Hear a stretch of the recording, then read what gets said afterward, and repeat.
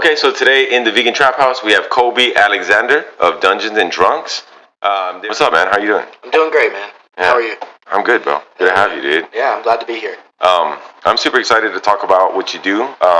But if you don't mind, just kind of give the viewers like a little recap of what you do, and like how you got into it, if you don't mind. Yeah, not at all. Dungeons of Drunks, we started about 5 years ago. What we do is we go to local businesses, and instead of like trivia nights or karaoke, we play Dungeons and Dragons in local businesses, and it's all about the community. I've made it to meet new people. It gets people you never thought would sit across the table from each other and have a good time. Just like a cowboy and a goth girl, like talking back and forth. You know, it's really cool. It's really cool to see the friendships that came from it. So we're like a social thing. Yeah. You know, it's really neat. It's really neat to see. But yeah, we have events all across San Antonio. We have 4 events right now. We're starting a 5th one on a Sunday. Wow. We're going to be playing Pathfinder instead of D&D, which is pretty much D&D with extra math. Oh, word? Yeah. That's cool. Okay. Yeah. But yeah, that's what we are. Dude, that's dope, man. Yeah, I remember when I was thinking about like what I wanted to do with Hash, right, on a Monday. I remember I was thinking about trivia, and I was like, man, trivia sounds cool, but like everybody does trivia, and nothing wrong with it. Trivia sounds cool. I love to go to trivia nights. But I love Dungeons and Dragons, right? And it's something I don't get to play because I'm always working, right? And I was just like, man, it'd be cool. I feel like it's one of those things that like the universe was just listening to me, or like the universe put it together, right? Because I was sitting at home and I was like, I wonder if people do D&D like as a thing. I had no idea what you were doing existed. You know what I mean? And then I was like, so I put it online, and then your brother tagged you, and I was like, oh, word? That's a thing. And now it's like one of our best nights. You know what I mean? It's legitimately like, and it's, even if it's a small crowd, it's my favorite night. You know what I mean? Yeah. Dude, it's cool, man. When you started 5 years ago, right, did it come just because you wanted to, you played D&D a lot and you just wanted to get a bunch of friends together, or like? Actually, I've never played when I started it. Oh, word? Yeah, I just wanted to play. Yeah. I was working at a bar called GS 1221. It's no longer open, but we had a slow night, and I suggested I do a meetup for D&D, and all of a sudden 12 fucking people showed up. Damn. And they looked at me and like, all right, what are you running? And I was like, no, I wanted to play. I didn't want to DM. I don't even know what I'm doing. That's crazy. And they were very helpful. All of them have DM'd before and played the game before, and they taught me everything. And it went from 12 to 15 to 20 to 25, and I was just by myself running that, and it was a nightmare. I had to implement a talking stick. I took the giant Jenga, and I was like, if you hold the Jenga stick, you can talk to me. Otherwise, everybody be quiet. Yeah. Oh, that's funny. I remember, I mean, at least one of the things, like this happened yesterday on Monday, but every time I talk to people about what you do here, they're just like, well, how many people is it? I was like, I don't know, man. Sometimes it's like 6 people, sometimes it's 20 people. You know what I mean? It's crazy. And they're like, how does he do that with so many people? And I was like, to be honest, I don't fucking know, bro. But I was like, it looks crazy cool. And then yesterday when I was telling the other gentleman, one of the homies was like, the guy was like, does he have like preset characters or something? And then one of your homies was like, yeah, dude, yes. That he chimed in and was like, yeah, he has preset character. Yeah. So that's pretty cool, man. I remember I tried to DM. And that's a whole different thing on its own. You know what I mean? Like playing D&D is its own thing, right? It's super fun and interactive, but being a DM is crazy. You're right. You're like corralling and speaking and like trying to keep a storyline going. Yeah. While everyone's kind of just doing their thing. I was looking up like D&D meme, and it's always like, I forgot when I was gonna share with you, but it was like when the whole crew is like fucking orcs or something, and it's just like a bunch of buff dudes or something. It's like super funny. Dude, that's dope, man. What do you think is like your favorite part? Because you do this like aside from your actual job, right? This is like a pure, beautiful passion thing that you turned into a business. Yeah, this is a passion project that I just recently turned into a business. Dude, how did you like? What makes you continuously want to play D&D every week, multiple times a week? You know what I mean? Because I love it, bro. I think it's dope, and I love talking to people with crazy passion. Like, I'm mad passionate, bro. I work every day, and then I just started doing this because I wanted another passion project. You know what I mean? What does it for me is the people. Yeah. I get to talk to so many people. I shake so many hands, and just to hear their stories, you know, and they come out of their shell. Like, you know, people are socially awkward a lot of the times, and when it's something about when you're playing a character at the D&D table, you can really see a person because they dive into it and they come out of their shell, and you just make connections that you would never think of, and it's a beautiful thing, man. That's why it's a passion for me, dude. I love it, bro. I love that part of it, that people do come out of the shows. You know what I mean? And as a person, I got social anxiety, bro. So it's one of the things that I super enjoy being able to do that. I have friends in the furry community, right? And the furry community is very much the same. You know what I mean? Yeah. People use that as a way to be able to express themselves. You know what I mean? And it's what makes them comfortable. You know what I mean? Yeah. And I think it's so beautiful. I think that as a young person growing up, right, especially in like the Hispanic neighborhood, you never heard about DND. And if you did, it was kind of like, whatever, right? Like, that's nerd stuff, right? Yeah. But growing up, I really started, I was like, I was regurgitating that because that's how the community said it, right? In the back of my mind, I was always like, that sounds fun as fuck. You know what I mean? Because it does. Like you said, you started it because you just wanted to play it. You know what I mean? Like, I started playing because I was like, listen, I'm tired of just being like, nah, that's not cool. Or like, nah, because I never tried it. And the first day we tried it, I actually played with my girlfriend Lauren, and she loved it. You know what I mean? And it was like it was a super fun time. My nephews are autistic and have ADHD. I have hardcore ADHD, right? But it's one of the few things that get them, like, one, super to open up, but also like focused. You know what I mean? Like, this is the storyline, and this is what we're doing, and this is where we're at now and stuff. That's cool, man. So like, when you're DMing and you have a full table of people, right? My favorite thing about D&D is that it happens solely in your head for the most part, right? You have the tabletop, you have the little map and stuff, and the figurines and stuff. But for the most part, it's a purely in your head game, right? And do you feel that when you're playing that you get lost in that world fully, like immersed? Because I know I love it. I love to escape mentally. You know what I mean? Do you feel like, as the DM, you still are able to be involved in the game like the players are? Yes. Yeah, I get lost in it all the time. Even when I'm not playing, when I'm planning, I sit down and I just brainstorm because I never know what they're going to throw at me. Yeah. Like, one time I had this entire city mapped out. I had all these NPCs, non-playable characters. Yeah. Those are people I run. All planned out, and I had to throw it all away because they decided to do something illegal in the city, and they got banned from the city. So all that planning. Yeah, just threw it away. But I get really connected to my NPCs. Yeah. I take a lot of inspiration from people like Critical Role and Dimension 20. But one of my favorite NPCs was Gizmo. He's a little kobold, which is like kind of like a tiny dragon folk. You know? And they're known for being crafty, and they make traps and trinkets and stuff. And in the game, I did like 3 kobolds back in a trench coat type deal. And was that recently? I think I heard you saying something about that. Yes. It was here. And the party got mad at them for stealing from them, so they attacked, killed 2 of them, and left 1 alive. And that was Gizmo, and he followed them around for a while and was like, okay, just don't kill anybody's families. Yeah. Dude, he was their moral compass. That's cool, man. That's funny. Yeah, every time we're here, I always try to like just peep the conversations that are happening. It's cool because everyone just gets super into it. Like yesterday, using voices and like just super into it, bro. The homie on the end that was running the end, great, like, amazing, bro. Yeah. It was very cool to see how everyone was super involved.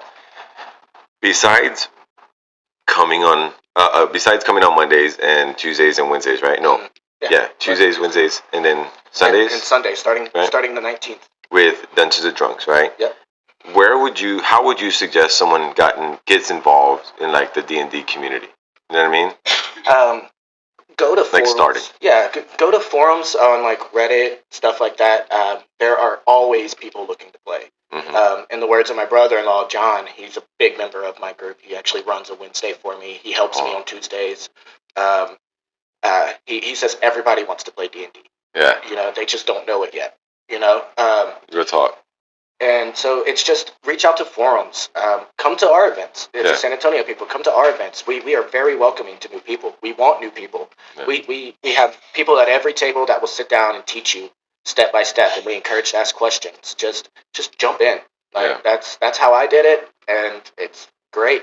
You know, just it's intimidating because it's a lot of numbers all at once. Yeah. But that's why we do the pre-made characters. We're like, here you go. You don't have to worry about anything. Here you go, and then you just jump in. Just try it, and that's my suggestion. It's just try it out. You know, just jump right in. I like what you said that everybody wants to play D&D. They just don't know it, right? Yeah. Because like I honestly feel like that is super real, especially with people who try to discount it, right? Because people don't know that they want to try it, right?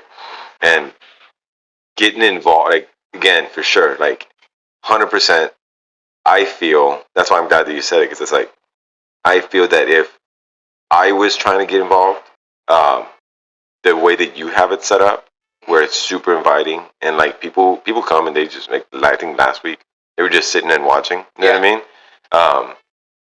Because you're so welcoming, and you're so like, the new people feel so comfortable being new. You know what I mean? Because it's one of those things that's hard. It's especially if you don't know. Exactly. And you go into a group of people and they all just like seem like they know exactly what is going on and exactly how the game is played. That can be intimidating to a lot of people. You know what I mean? Mm-hmm. But the way that you have it set it up in your group and everyone in, at least here at Hash, is just phenomenal, bro. Yeah. Everyone I've met is just the nicest person in the world. You know what I mean? Super inviting. And I like I said, like the diversity of it. Do you feel that if that in the time that you've been doing it, that there have been some people that are like on the fence that turned out to like super love it? And I mean, has that ever happened where you're just like someone comes in or like someone's joining for the first time and you could tell they're kind of like not really giving it whatever, and then they just end up loving it, you know what I mean, and falling in love and really getting involved? Yeah, I see it all the time. I see it a lot more on Tuesdays than I do here. People who come here, they're already ready to play. You know, they're excited to join. But I had this one guy. He was ex-military, and he would watch us play from inside, and then he just started slowly making his way each week closer and closer. And then he eventually decided to join the table, and he had a blast. And unfortunately, he got moved, so he's not around anymore. He got restationed. But yeah, he was on the fence the entire time, you know, just watching us. He would ask me questions afterwards and all that. And I would always encourage him to come join, come just try it out. He's like, it's a lot of math. And I was like, it's a lot. I was like, it's easy. It's easy. Just we'll help you. And when he finally joined, he made a connection with everyone at the table. He really got into his character, which is really fun to see as a DM. Yeah. When someone gets really into their character. Yeah. He like sent me a 2-page backstory and all this. Yeah. But yeah, I see that all the time. Dude, that's cool. Yeah, and that's what I'm saying. I feel like that. The reason I ask this, I feel like that. I feel like that there's like a ton of people, especially when you're here. There's a ton of people that are just like, is that like? Because that's what I tell them. I'm like, oh, there's this D&D going on. They're like, what the hell? Mm-hmm. And they get super interested in it. And I'm always like, I'm excited. I get excited when a guest that is coming ends up hanging out on Mondays. You know what I mean? Mm-hmm. It's very cool. And then just like a funny question, right? When you play, what is your character? My go-to character is a turtle person, like kind of like the Ninja Turtle. But he's a wizard named Joppa. Okay. His shell has been modified to hold his spell components like little drawers, and he's a protector of life. So like when we were fighting anything, I would always be like, don't kill it, all life is precious. Even if it was like a demon, I'd be like, don't kill it, all life is precious. Yeah. And my friends, like, they would get annoyed because I wouldn't want to kill anything. Yeah, that's so funny, yeah. But yeah, that's Joppa. He's one of my favorites. I also play a cleric, a tiefling cleric called Morthos, a trickster cleric. Okay. He was my very first character. I use him in all of my campaigns. Yeah. I throw him in as an unplayable character. Either I make him a bad guy or just an NPC that they interact with one time and leave. Yeah. You're like, I love those moments when I can throw in my characters in games. Speaking on that, like, if just like a brief rundown, what is a general breakdown of like main characters in D&D for someone who has no idea about D&D? Like, if you were just to explain it to the layman, right, the person who has never played it and just hears the phrase D&D, right? Like, because I know there's orc, clerics, what's the I haven't played forever, like wizards and everything, right? So like what would, like, I guess, what are the more common characters that you know that are played? So with the vast books that they have out, there are all kind of races. You can pretty much be any race you want. And when I say race, you can be an Aarakocra, which is a bird person. You can be a dragon, dragonborn, which is pretty much you're a dragon. But you're humanoid. You have legs and you walk around. You can be an orc. You can be an elf. Halfling, which is kind of like a hobbit, but they didn't want to get sued by Lord of the Rings, so they called it a halfling. Smart. But yeah, like you can be almost anything with that. And then there's races and there's classes. The classes, they've expanded on them recently, but there's barbarian, fighter, wizard, cleric, warlock. I could talk about that for hours, but there's a big list of them, and they keep expanding. But I always tell the new people to keep it simple. Like go with barbarian. For like if you're brand new and all the numbers are intimidating, don't go with the spellcaster because you have to keep track of a lot of things. You know, barbarian, all you do is you get mad and you hit things.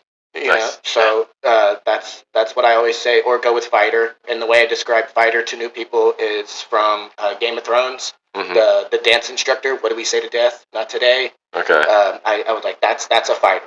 And or monk. I just like picture a monk. You know, like real peaceful, down to earth, and he punches stuff. You know, I just tell him to keep it simple. Go with that, because with spellcasters you got to keep up with a lot of stuff. Nice. Yeah. So I when we first started working together, right? We had this conversation yesterday about the Dungeons and Drunks sign. Right? I was like, I love the name, right? Because it's your name, right? As the person who owns a vegan joint, I'm like, right? As a sober joint. But one thing that we work in is harm reduction, right? So we want to be a place for people who like are having an issue, right, or whatever, to have a safe space here. And part of that is including things like your space, like your group, right, and your business. Because those are you're traditionally holding those at bars, right? And that's dope. You know what I mean? And I'm glad that you were willing to come here. You know what I mean? We're on the south side. You know what I mean? And it means a lot to me to be able to bring these kind of things to the south side. There's a lot of people that are from this side of town that have either joined you or come and are really into D&D, or just tell me and are just kind of scared to come. Like, they're kind of just intimidated to come on a Monday. But I think that's so dope, man, because I love including. I want to be interpreted as a bar, as every other bar. You know what I mean?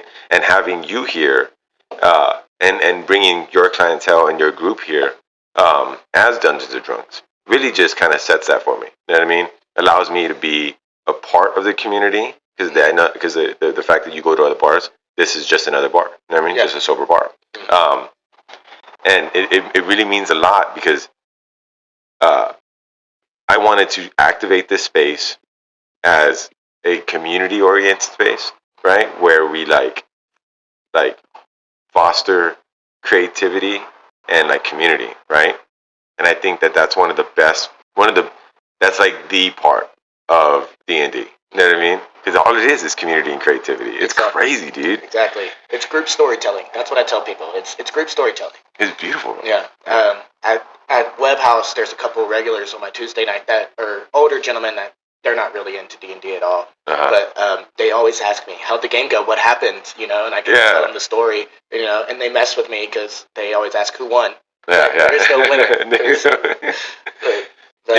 It's crazy. There's a large group of like older dudes that are like that play it, and I think that's like one of the coolest things that I've seen too. Is that like it's not It's like, because there's some cats. I mean, D&D's been around. How long has D&D been around? Oh, a minute, right? Yeah, a long time. I think since the 70s. Yeah, and then they're just expanding. They keep expanding on the universe and everything. That's crazy. They keep coming out with new editions. Yeah. People are mad at Wizard of the Coast right now, but they haven't even released their gaming license. So once that releases, I'll adjust accordingly. But like, it keeps growing. They keep releasing more and more books. They have other communities like Cobalt Press and all these other guys that write books for them. So the world is always growing, not only from the people who create Dungeons and Dragons, but outside people. And they produce books and they create all new characters that can be played. And D&D is made by the community. Yeah, it's the best way I can put it. Because there are books everywhere. It's really neat. I heard there is some drama about the people who own it and the way that they're changing things up and stuff. Yeah. What's that about? So it's their official gaming license. Okay. It's for all their editions, all the way up to the 5th edition, which is what we play. It was an open gaming license, meaning you can write books, you can make podcasts, you can do all that using their stuff. Okay. And they don't take a cut. Okay. And they recently got bought by Hasbro. And with that, they leaked a new gaming license where they were going to stop all that. They wanted a cut of everything that's produced, and if you write for it, it's theirs. They can use it however they want. And that made a lot of people mad, and rightfully so. Like you worked hard on a passion project, and then Hasbro's going to come in and be like, "I want my cut." Yeah. Like, no. Yeah. Would that affect what you do? No, it's just for like writers and stuff. Yeah. People who expand on the universe. Exactly. Okay. Eventually, I am going to produce a book. Okay. It is on our long list of things that we want to do, but we don't make enough money to even be on the blip. Yeah. On the radar, man. Like yeah, Hasbro. Yeah, you know. Like Dungeons of Drunks, what the fuck? Like yeah. But that's cool though, man. I didn't know you were even thinking about that. That's dope. I think that one of the coolest things, knowing and meeting you, was that like you always have like these cool new things that you're working on. You know what I mean? Like that reality show, right? I think. Yeah. You know what I mean? I wasn't able to raise enough money to go this year, but I contacted them and we worked it out to where when I raise the money, they're gonna let me go. Like as soon as I raise the money, I contact them and they're like, okay, like you'll be on the next season.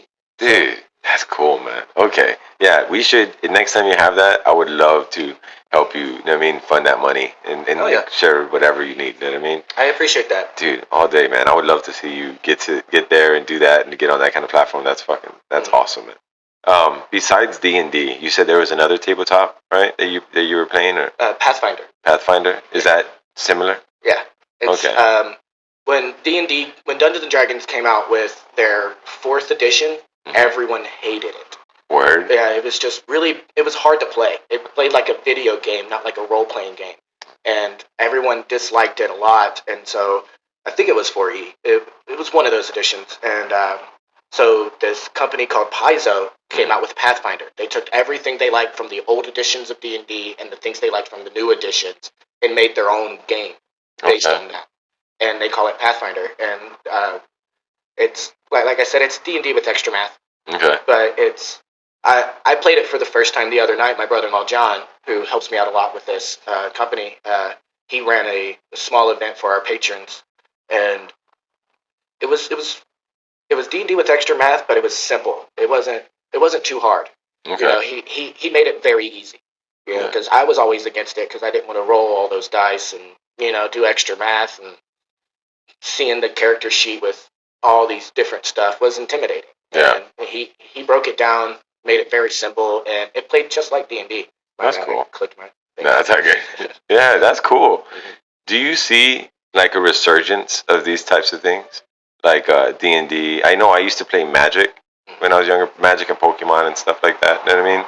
I feel like there's a big resurgence of these things where people are really like starting to like, our generation, you know what I mean? Like dive back into it, you know what I mean? Do you see, as someone who's been playing it for what, 5 years you said? Yeah. Right? I've only been playing it, and I haven't played in like a year ish. You know what I mean? Do you see that there's like a new growth or a new like interest behind it? Yes. You know what I mean? Yes. Stranger Things. Stranger Things. That's what I thought. Yeah, that's what I thought. Yeah. It made everybody curious about it again, and then Critical Role, they came out. They're one of the most popular podcasts for D&D ever. Yeah. They just came out with an animated series on Amazon. No way. Yeah, and it's all based on their game that people watch them play on Twitch. And Dude. yeah, thanks to Stranger Things and Critical Role, it just exploded. Yeah. And got everyone interested. It has been a spike in the past few years. That's cool. How do you even play on Twitch? Kind of like what we're doing right here. Yeah. You know, you just they set up a table. They have different camera angles set up. The DM sitting across from them, and they just play their game and record it. Yeah. And then they post it. That's dope. Yeah, I recorded not this Monday, but last Monday. I recorded a time lapse, but also like a good 30 minutes of it or something. Awesome. And I just was rewatching it and stuff. It's cool, dude. It's very, very cool. I was thinking about that. I was like, damn. Do you think you would do something like that in the future? Yes. Dude, that's how I figured. Yeah, because that's cool. It's cool that you're always trying to expand on the community, and that you're not only you're trying to expand, you're trying to make it accessible to everybody, which is like the key for me, like the dopest part, because I think majority of it is just breaking through the wall of I don't know if what I'm doing. I don't know if I'm gonna do it right. You know what I mean? Yeah. That's super useful, man, and I super appreciate it. Besides Monday nights at 6:30 at Hash Vegan Eats, where else do you have the Dungeons and Drugs meetups? So Monday nights are here. Tuesday nights we are at 6:30 at Web House on Blanco.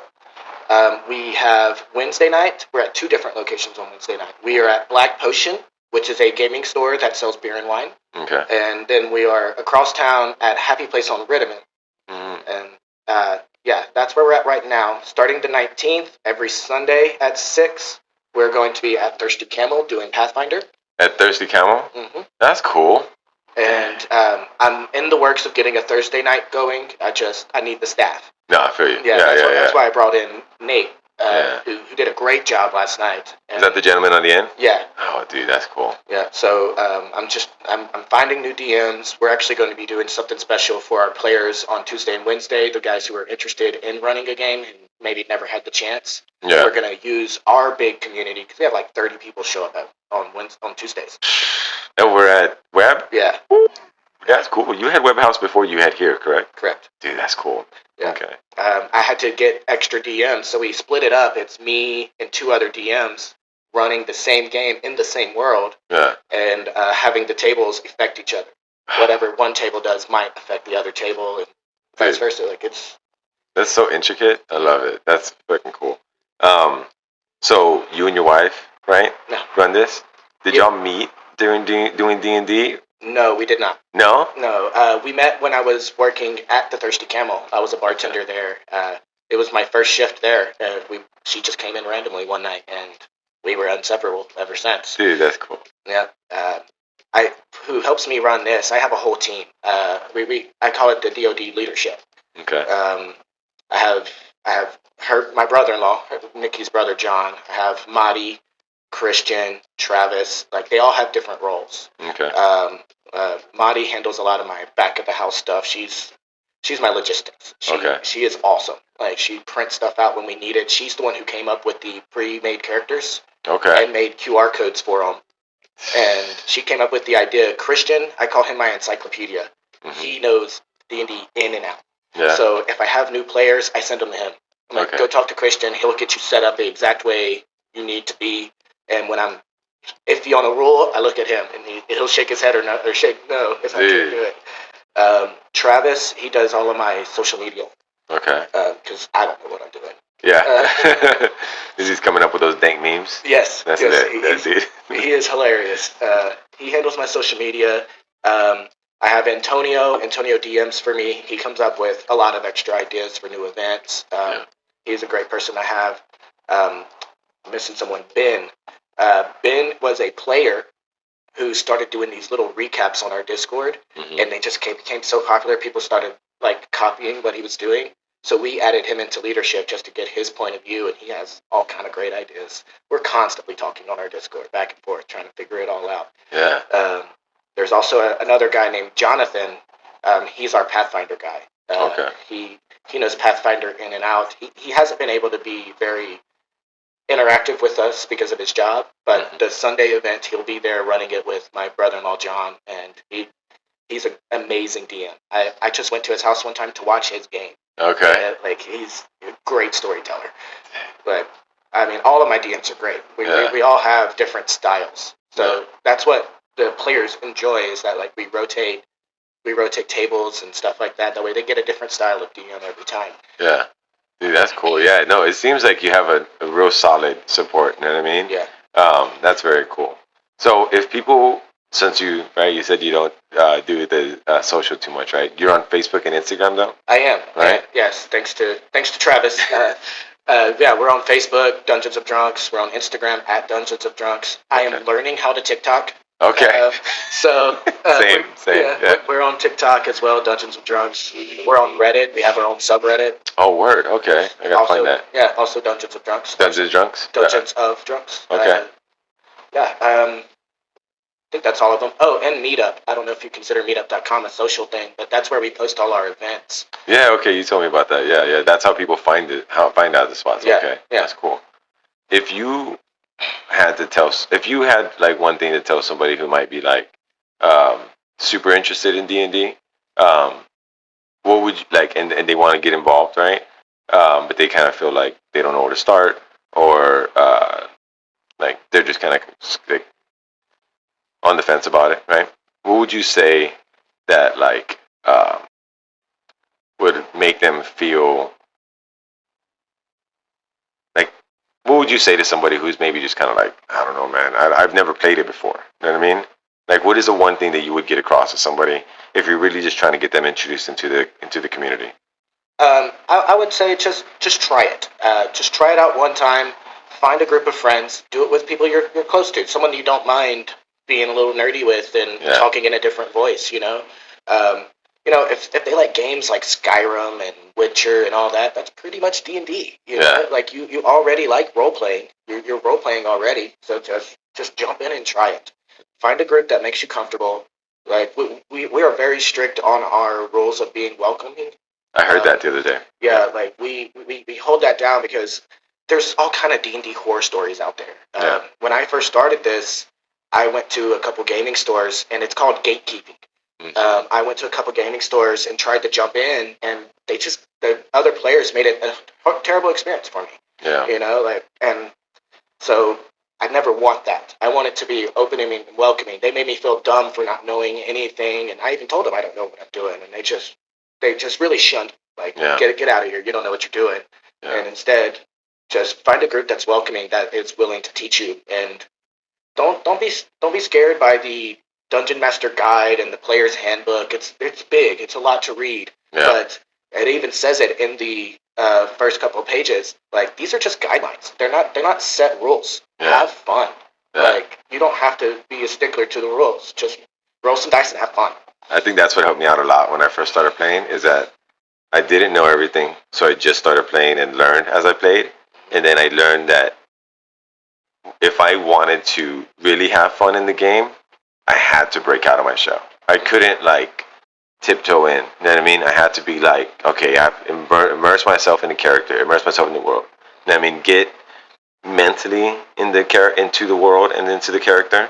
But you're right, dude. I had a group of my brother and my friends and stuff that were just super inviting and like understanding. And my roommate, big Dungeons and Dragons, right? Big. I tell him all the time to come on Mondays, but he's just always working.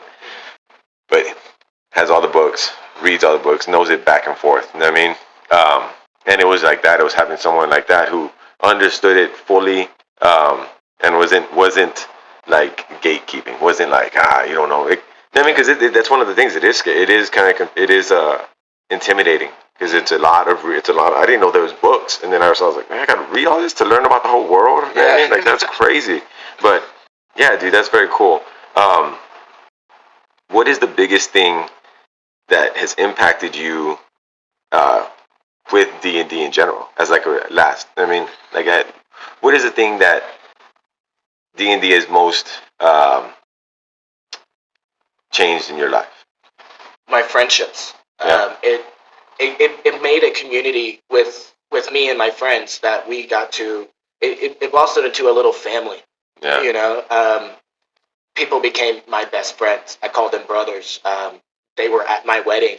You know, a couple of them stood next to me up at the altar. You know, like it was people that I would never have thought to talk to before, and because of this, it just created a beautiful little community and family of friends that genuinely care about each other. Yeah. And so that's what's affected my life the most. Is just the beautiful community and having that friendship. That's And awesome. that support system. You know, like they're always supporting each other. You know, and it's That's amazing. beautiful, man. Yeah, I love it, bro. I love it. If anybody is interested in trying D&D or just really even just trying it once and seeing if you like it, follow Dungeons and Drunks on Instagram and Facebook. Come to any one of their multiple nights here. Tuesday night at Web House, Wednesday at Black Potion, and Sundays. Wednesdays at a Happy Place on Rittiman, and Sundays at Thirsty Camel. yeah. Coby Alexander, thank you so much, man. I really appreciate it, brother. I love what you do. You know what I mean? I really look up to you, and I'm really happy to have you here, man. Thank you so much. Like we were saying yesterday, I respect you so much. I love what you do for your community. I love this place. My fellow D&D fans, come here. Come show some love to Hash. This place is amazing for its community. He makes some badass non-alcoholic cocktails and some really good food. I was iffy on vegan food for a while, and then I tried some of your stuff, and it's amazing. Dude. So come check it out. Hell yeah. Thank you so much, man. See you next Monday. And y'all follow Dungeons and Drunks on Instagram, Facebook, y'all. Thank you. Appreciate you, man. Of course, appreciate you. Hell yeah. Bam. That was good, bro.